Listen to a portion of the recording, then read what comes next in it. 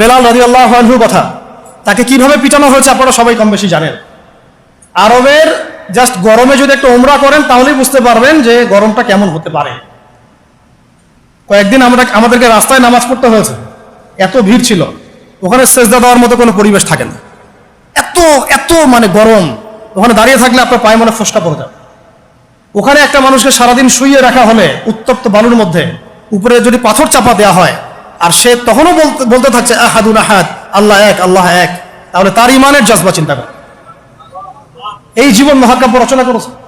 এই জন্য বেলাল রাদিয়াল্লাহু আনহু সেই ব্যক্তি যিনি মক্কা বিজয়ের পরে কাবা ঘরের ছাদে উঠে আযান দিয়েছেন। সুবহানাল্লাহ, চিন্তা করা যায়।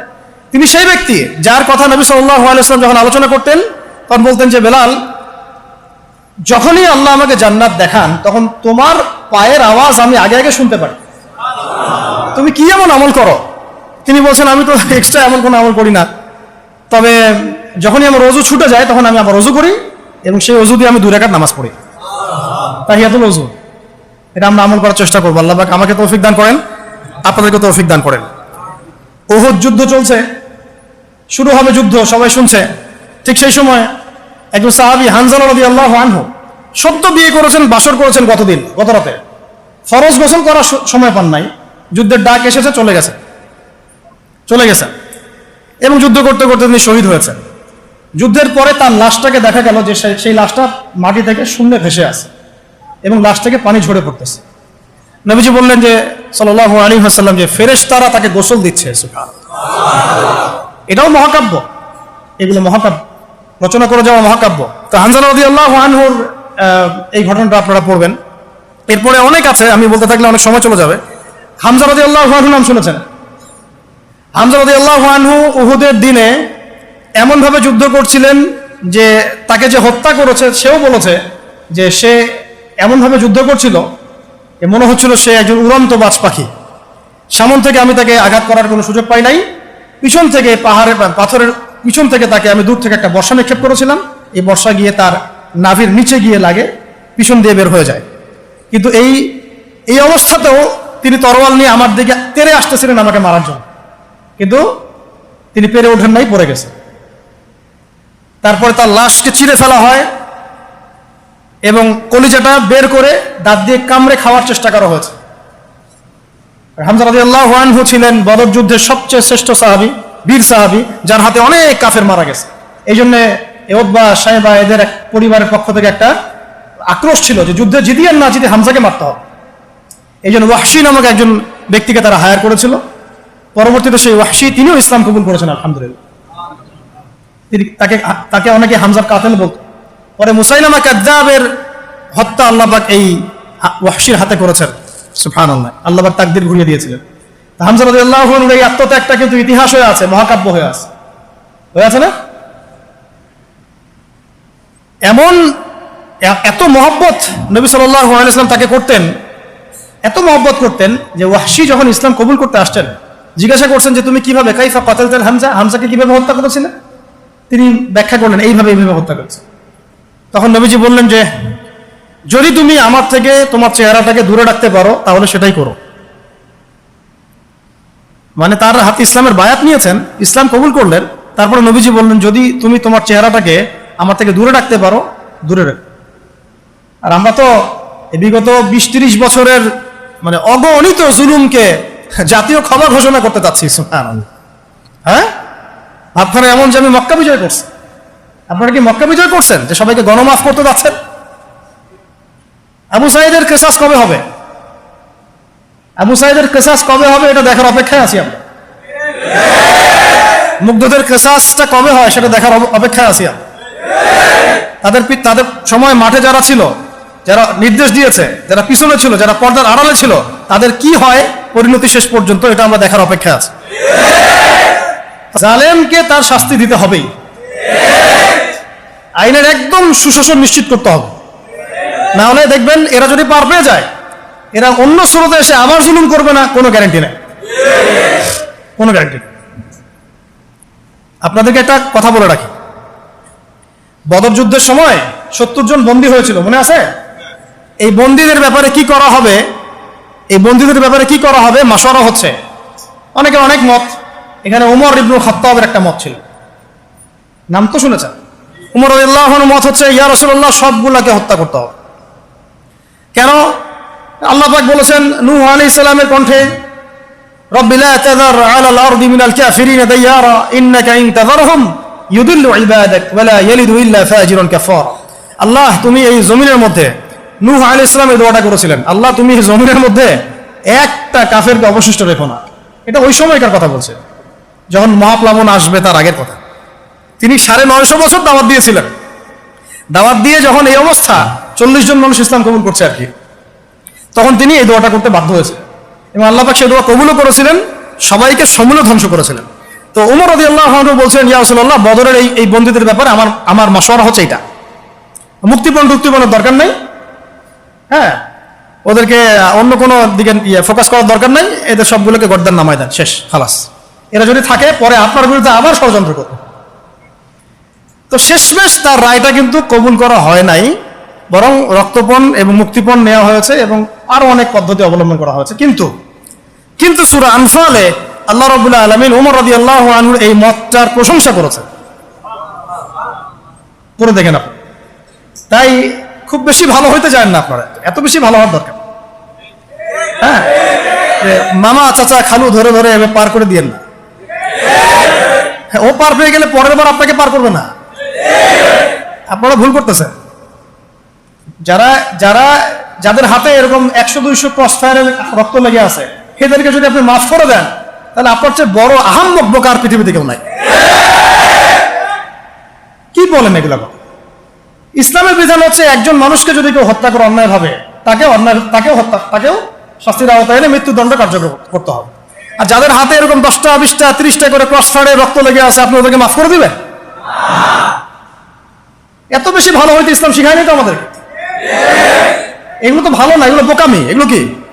এগুলো তো ভালো না, এগুলো হচ্ছে কি বোকামি। ইসলাম শিখায় আমাদেরকে ডিপ্লোম্যাটিক হতে, ম্যাচিউরড হতে। সুবহানাল্লাহ, আমি এগুলো দেখে খুব আসলে হতাশ, তাই একটু আক্রোশের কথা বলে ফেললাম, কিছু মনে করবেন না। মানে আমি বুঝি না, আমরা এই সাইকোলজির সাথে যাই না। একজন ব্যক্তি যদি 10টা মানুষকে এভাবে নির্মমভাবে খুন করতে পারে, জবাই করে দিতে পারে, আপনারা তো জানেন না বিষয়গুলো।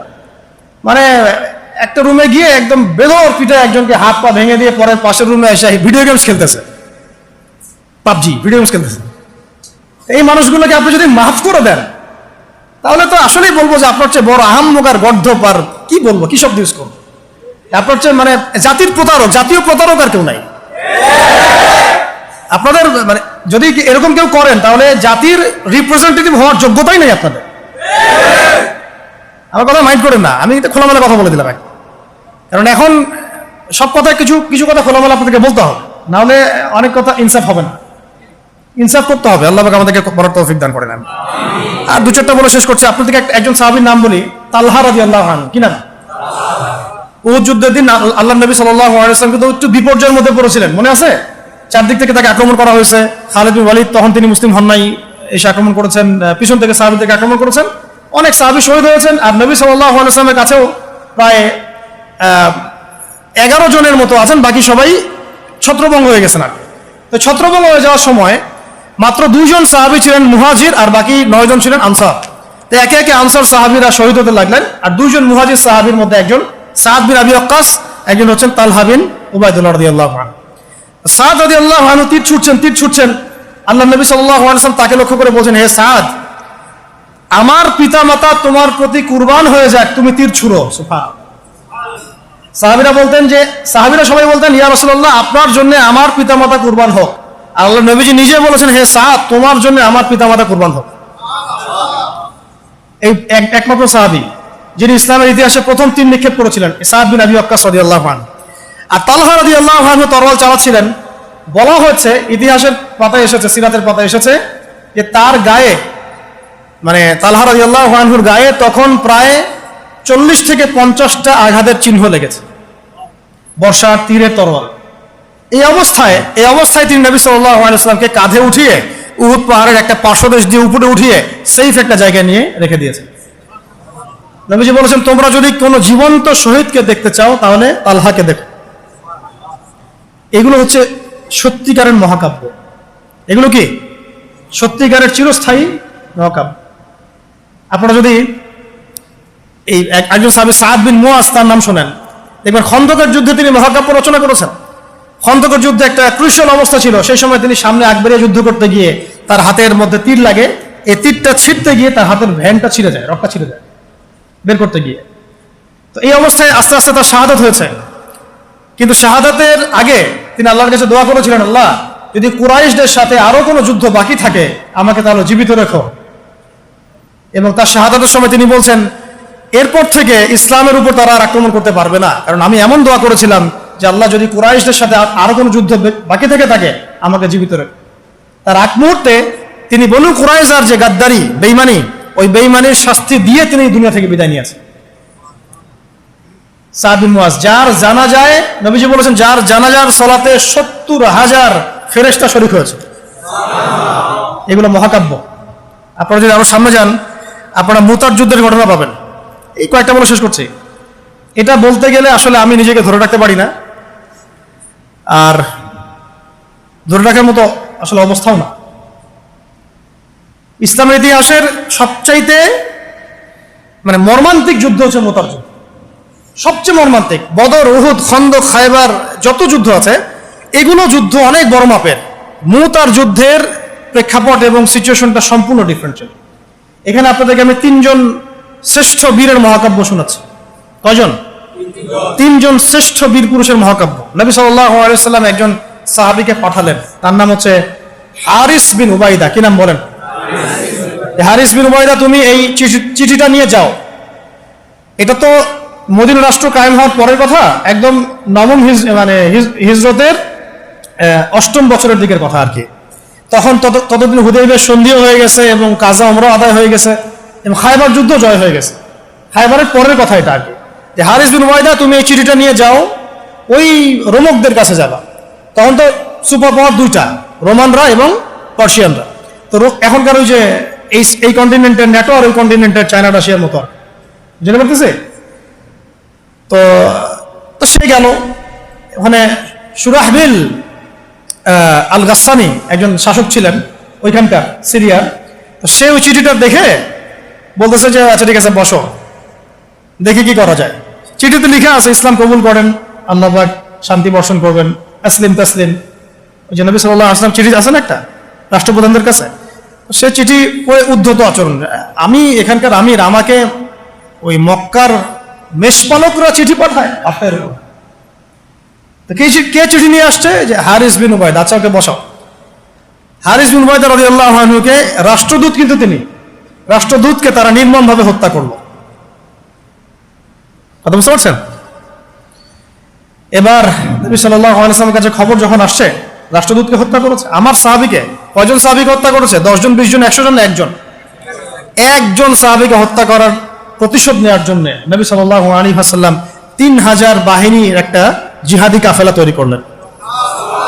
3000 বাহিনী কাফেলায় তিনি নিজে নেতৃত্ব না দিয়ে বললেন যে এই কাফেলার নেতৃত্ব দিবে আমার প্রিয় ভাজন, তাকে তার পালক পুত্র বলা হতো এক সময়, যায়েদ ইবনে হারেসা রাদিয়াল্লাহু আনহু।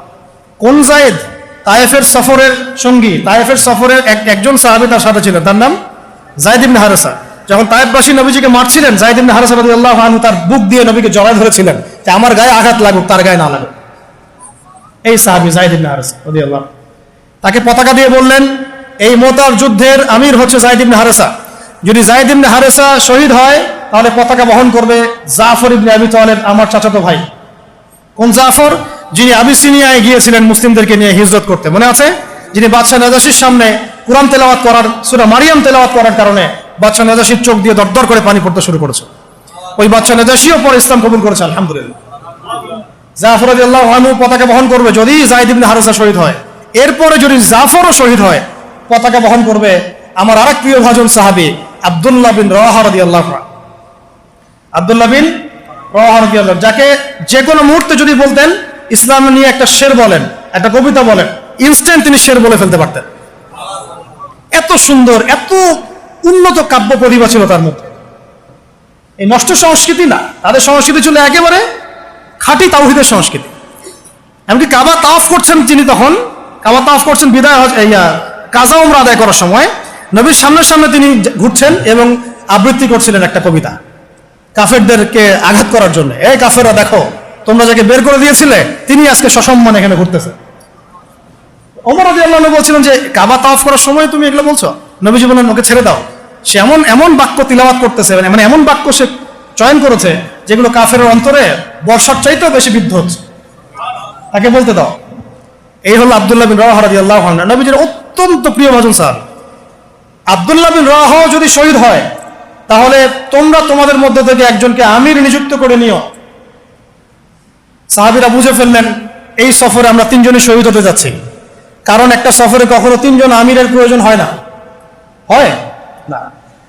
এবার তারা গেলেন, তারা কখনো আশাও করেন নাই ওখানে যা দেখবেন। ওখানে গিয়ে দেখলেন যে 1 লক্ষ রোমান সৈন্য সামনে এসে দাঁড়িয়েছে। কত লক্ষ? এবং একেবারে ফুল প্রশিক্ষিত, একদম ফুল আর্মড ফোর্স। আর এর সাথে তাদের সাহায্যকারী দলেও আছে আরো 1 লক্ষ সৈন্য। মোট কয় লক্ষ? এদিকে কতজন? যুদ্ধ হওয়া সম্ভব? আসলে কি সম্ভব? সম্ভব না। এই যুদ্ধ কিন্তু সম্ভব না।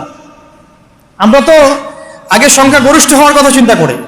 কোন যুদ্ধে ইসলাম সংখ্যা গরিষ্ঠতা দিয়ে জিতে নাই। ইসলাম জিতেছে ঈমানের বদৌলতে, শুধু ঈমানের বদৌলতে। আমরা সংখ্যা দিয়ে কখনো বিজয় লাভ করতে পারি নাই। এখন এবার সাহাবীরা মাশওয়ারা করতেছেন রাত্রেবেলা, আমরা কি করব? কালকে যুদ্ধ করব, নাকি মদিনায় ফিরে যাব, নাকি রাসূলকে খবর পাঠাবো, নাকি কোনো বিকল্প ফোর্স নিয়ে আসার ব্যবস্থা করব, কি করব? তখন সাহাবী, ওই যে বললাম আব্দুল্লাহ বিন রাওয়াহা রাদিয়াল্লাহু আনহু দাঁড়ালেন। তরুণ সাহাবী, আপনাদের কি বলতেছে? তরুণ সাহাবী দাঁড়িয়ে বলছেন যে হে আমার ভাইয়েরা, আমরা এখানে কি জন্য এসেছি? হয় আমরা এই যুদ্ধ করব, শহীদ হব, না হলে আমরা গাজী হব। আর আপনারা যে বিষয়টাকে ভয় করছেন আসলে কিন্তু আমরা সেটা পাওয়ার জন্যই এসেছি, তার নাম শাহাদাত। আপনারা যেটাকে ভয় করছেন যে আমরা এখানে গেলে মারা যাব, ওটার জন্যই তো আমরা এত দূরে এসেছি। আমরা গাজী হই অথবা শহীদ হই, আমাদের জন্য আজর আল্লাহর কাছে লেখা থাকবে। তো তার এই মানে এমন ঈমানদীপ্ত ছিল ভাষণটা, আমি তো ওটা বলতে পারলাম না, আরবিতে তিনি বলেছেন। এতে মানে উৎফুল্ল হয়ে বা ইন্সপায়ার্ড হয়ে সাহাবীরা আর দ্বিতীয়বার ভাবলেন না, ঠিক আছে কালকে যুদ্ধ হবে। এবার পরের দিন যুদ্ধ শুরু হল। এটা কি সম্ভব যুদ্ধ? প্রথমে যায়েদ ইবনে হারেসা রাদিয়াল্লাহু আনহু পতাকা নিয়ে ঘোড়া ছোটা আগায় যাচ্ছেন এবং একটা আঘাতের পিছন থেকে করার সাহস হচ্ছে না তাদের, সব আঘাত তারা সামনে থেকে করছেন। এক পর্যায়ে যায়েদ রাদিয়াল্লাহু আনহুর এই মানে গায়ের মধ্যে তারা বর্ষা নিক্ষেপ করে। বর্ষা তো আগেকার বড় বড় বল্লম বর্ষা ছিল, এবং একটা বর্ষা তার গায়ে যখন লাগে তিনি পড়ে যান, এবং এই অবস্থা আস্তে আস্তে তার শাহাদাত হয়। পতাকা পড়তে দেন নাই, পতাকা নিয়ে নিয়েছেন জাফর ইবনে আবি তালিব রাদিয়াল্লাহু আনহু হাতে, এবং জাফর রাদিয়াল্লাহু আনহু যুদ্ধ করতে থাকেন, এত বীর বিক্রমে যুদ্ধ করতে থাকেন যে এক পর্যায়ে তিনি তার নিজের কালো এবং লাল ডোরাকাটা ঘোড়া ছিল, সেই ঘোড়ার পা নিজেই কেটে ফেলেন, যে আমার যেন পালিয়ে যাওয়ার মন না উঠে কখন ঘোড়া, তারা যেন আমার ঘোড়া ইউজ করতে না পারে। সাহাবীরা বলছেন তার শাহাদাতের পরে তার বডির মধ্যে আমরা এরকম 50টা থেকে 60টা এরকম আঘাতের দাগ দেখেছি। একটাও দেহের পিছনে ছিল না, সব সামনে ছিল। যুদ্ধ করতে করতে এক পর্যায়ে তার ডান হাতটা কেটে পড়ে যায়। এরপরে তিনি বাম হাতে পতাকা উঠায় নেন, কাফেররা বাম হাতটাও কেটে ফেলে। এরপরে তিনি বুকের সাথে পতাকাটাকে এইভাবে জড়িয়ে রাখেন, বুকের সাথে পতাকাটাকে এইভাবে জড়িয়ে রাখেন, পতাকা পড়তে দেন নাই। একজন রোমান সৈন্য তাকে আঘাত করে এবং তার দেহটা দ্বিখণ্ডিত হয়ে যায়। এই খবর নবী সাল্লাল্লাহু আলাইহি ওয়াসাল্লাম ওই মদিনায় বসে বসেই পাচ্ছিলেন। তিনি বললেন এই মাত্র যায়েদ শহীদ হলো, এই মাত্র জাফর শহীদ হলো। একটু তিনি কান্নার ভাব চলে আসলো। একটু পরে নবীজি হেসে দিলেন। সাহাবীরা বলছেন আপনি হাসছেন কেন ইয়া রাসূলুল্লাহ? তিনি বলছেন যে জাফর এর ডান হাত প্রথমে কেটে গেছে, তারপর বাম হাত কেটে গেছে। আল্লাহ রাব্বুল আলামিন তাকে এই 2টা কাটা হাতের বিনিময়ে জান্নাতে 2টা বড় বড় পাখা দিয়েছে। এইটা দিয়ে তিনি জান্নাতে ঘুরে বেড়াচ্ছেন আর ফল খাচ্ছেন। তার নাম হয়ে গেল জাফর আত-তাইয়ার, জাফর আত-তাইয়ার, পাখাওয়ালা। এরপরে পতাকা হাতে নিলেন সেই আব্দুল্লাহ বিন রাওয়াহা রাদিয়াল্লাহু আনহু। তিনিও তো বীর বিক্রমে যুদ্ধ করতে লাগলেন। এক পর্যায়ে তিনি একটু কান্না করেছিলেন। সাহাবীরা বলছেন আপনি কি ভয় কান্না করতেছেন? জি না, আমি ভয় কান্না করছি না, বরং কোরআনের একটা আয়াত আমার মাথায় আসছে বলে আমি কান্না করছি। সে আয়াতটা ছিল সূরা মারিয়ামের মধ্যে, ওয়া ইম মিনকুম ইল্লা ওয়ারিদুহা কানা আলা রাব্বিকা হাতমান মাকদিয়া, একটা আয়াত আছে কোরআনে সূরা মারইয়াম। এটা হচ্ছে আপনার রবের একেবারে একটা চিরনির্ধারিত একটা বিষয় যে তোমাদের সবাইকে, আবার বলছি ওয়া ইম মিনকুম ইল্লা ওয়ারিদুহা কানা আলা রাব্বিকা হাতমান মাকদিয়া, মানে তোমাদের সবাইকেই আবশ্যিকভাবে ম্যান্ডেটরি ভাবে এই জান্নাত জাহান্নামের উপর অবস্থিত এই পুলসিরাত পার হতেই হবে। এটা তোমার রবের একটা প্রাচীন একটা মানে স্টেটমেন্ট, এটা তোমাকে করতেই হবে, সবাইকে করতে হবে। এই আয়াতটা মনে হয়ে আমার কান্না আসতেছে। একজন তাকে একটা হাড্ডিওয়ালা গোশত এনে দিয়েছিল, তিনি সেই গোশতটা খাওয়ার জন্য চেষ্টা করছিলেন, পরে একটা কামড় দিয়ে ফেলে দিয়েছেন। তারপরে তিনি ছুটলেন যুদ্ধ করার জন্য, এবং ওই সময় একটা কবিতা আবৃত্তি করেছেন, হে আমার মন, তোমার নফস হয়তো চাচ্ছে, তুমি হয়তো চাচ্ছ এখান থেকে পালিয়ে যাওয়ার জন্য, জেনে রাখো সামনে তুমি যা দেখছো এর পিছনে আছে জান্নাত। শেষমেশ কি জীবন দেখেন, কি ব্যক্তিত্ব, কি ক্যারেক্টার, কেমন গায়রত, কেমন ইজ্জত, কেমন সম্মান, কি জীবন। এরপরে তিনিও শহীদ হলেন, পতাকা হাতে তুলে নিলেন আল্লাহর বীর খালেদ বিন ওয়ালিদ রাদিয়াল্লাহু, তাকে পতাকা দেওয়া। তিনি কিন্তু নতুন মুসলিম হয়েছেন। উহুদের যুদ্ধের যে ক্রাইসিস, এটা কিন্তু তার হাতে। কাজা ওমরা আদায় করতে গিয়ে নবীজি চিঠি লিখে দিয়েছেন ছোট্ট করে একটা, একজনের দ্বারা লিখিয়েছেন যে খালিদকে চিঠিটা পৌঁছে দিও। ওখানে লেখা আছে, খালিদ তুমি যদি কাফেরদের পক্ষ অবলম্বন না করে মুসলিমদের পক্ষ নিতা কতই না ভালো। ঠিক আছে, এই একটা লিখা একটা চিঠি খালিদ রাদিয়াল্লাহু আনহু একবারে কলিজাটা কাঁপায় ফেলছে। তিনি মক্কা থেকে মদিনায় গিয়ে নিজে ইসলাম কবুল করে আসছেন, এবং নবী সাল্লাল্লাহু আলাইহি ওয়াসাল্লাম তাকে কিন্তু আন্ডারএস্টিমেট করেন নাই। তার হাতে উল্টা তরোয়াল উঠাই দিয়ে বলছেন যে আজকে থেকে এই তরোয়াল তোমার, এবং তোমার নাম হচ্ছে সাইফুল্লাহ, তুমি আল্লাহর তরবারি। এরপর থেকে তিনি প্রায় 80-90টা যুদ্ধ করেছেন, সবগুলোতে জয়লাভ করেছেন। ওই খালিদ রাদিয়াল্লাহু আনহু পতাকা তুলে নেন মুতার যুদ্ধে। তারপরে সিরাতের মধ্যে আসছে, তিনি বলছেন নিজের ভাষায় যে ওই দিন আমার হাতে 9টা তরোয়াল ভেঙে গেছে। যুদ্ধ করতে করতে করতে করতে ওই দিন আমার হাতে 9টা তরোয়াল ভেঙে গেছে। তিনি ছিলেন যুদ্ধ কৌশলে অত্যন্ত পারদর্শী, হুটে হাটে কোনো কাজ করতেন, অনেক পারদর্শী। তিনি ডানের সৈন্যকে বামে নিয়ে আসছেন, বামেরটাকে ডানে নিয়ে গেছেন, সামনেটাকে পিছনে নিয়ে আসছেন, পিছনেটাকে সামনে নিয়েছেন। বর্ষা যারা ছিল তাদেরকে পিছনে নিয়ে আসছেন, তীরন্দাজদেরকে সামনে দিয়েছেন, মানে ওদেরকে ভেবাচাকা খাওয়াই দিয়েছেন যে ওরা মনে করতেছে এরা মনে হয় অনেক, হ্যাঁ এরা মনে হয় আরো বিকল্প ফোর্স নিয়ে আসছে মনে হয়। তো ওরা আস্তে আস্তে পিছনের দিকে যাওয়া শুরু করতেছে, আর এদিকে মুসলিমরা একটু একটু করে সেফ জোনে আসার চেষ্টা করতেছে পিছনের দিকে। ওরা ভাবতেছে পিছনের সামনে যদি আগাই হয়তো পিছন থেকে ওরা আরো সৈন্য নিয়ে আসছে, আমাদেরকে আক্রমণ করে। এই আল্লাহ পাক ভয় চাপাই দিলেন, এরা পালায় চলে গেল। 3000 সৈন্য নিয়ে 2 লক্ষ সৈন্যকে পরাজিত করা হচ্ছে। খালিদ রাদিয়াল্লাহু আনহু বললেন আমার হাতে সেই দিন 9টা তরোয়াল ভেঙেছে, আর শেষমেশ ছোট্ট একটা ইয়েমেনি চাকু দিয়ে আমি যুদ্ধ করছি। তাহলে চিন্তা করেন কত কাফের মারা গেছে। আর মুসলিমদের মধ্যে মাত্র 12 জন সাহাবী শহীদ হয়েছে, মাত্র 12 জনকে তারা মারতে পারছে, বাকিদেরকে মারতে পারবে। এইগুলো হচ্ছে মহাকাব্য, জাজল্যমান মহাকাব্য, যেগুলো আমাদের এই প্রজন্মকে জানানো উচিত এবং আপনাদের মাথায় থাকা উচিত। প্রত্যেকটা সংগ্রাম, প্রত্যেকটা বিপ্লব, প্রত্যেকটা অভ্যুত্থানের পিছনে যেন থাকে আল্লাহর সন্তুষ্টি, আল্লাহর দিন কায়েমের চেষ্টা, আল্লাহর দিনের খেদমতের চেষ্টা এবং ইনসাফ প্রতিষ্ঠার চেষ্টা, এবং জালেমের বিরুদ্ধে আমাদের অবস্থান সবসময় সত্য থাকবে ইনশাআল্লাহ। এরকম অনেক ঘটনা আছে, আমি আজকে আর বলার সুযোগ পেলাম না। ইনশাআল্লাহ আরো একদিন আল্লাহ যদি তৌফিক দেন ইনশাআল্লাহ তাআলা আমি আপনাদের সাথে আবার এগুলো নিয়ে সেশন করবো ইনশাআল্লাহ।